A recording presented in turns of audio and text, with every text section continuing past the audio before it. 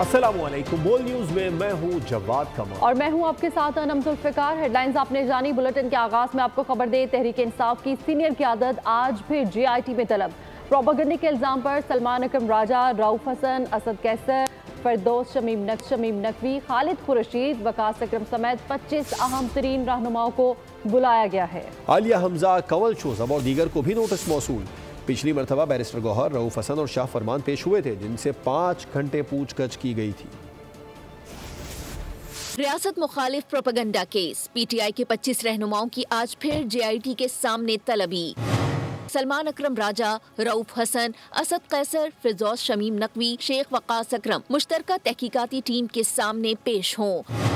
Own Abbas, Alia Hamza, Shah फरमान, कंवल शोजब, तैमूर सलीम खान, जुल्फी बुखारी और दीगर को भी नोटिस जारी। 7 मार्च को भी JIT ने तहरीक इंसाफ के 25 अफराद को तलब किया था। बैरिस्टर गौहर, रऊफ हसन और शाह फरमान तहकीकाती टीम के सामने पेश हुए थे।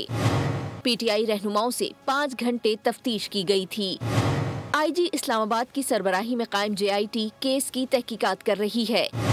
JIT का मकसद मुजरिमों की शनाख्त और कानून के मुताबिक कार्रवाई करना है। सब्सक्राइब करें और बेल दबाएं ताकि कोई खबर रह न जाए।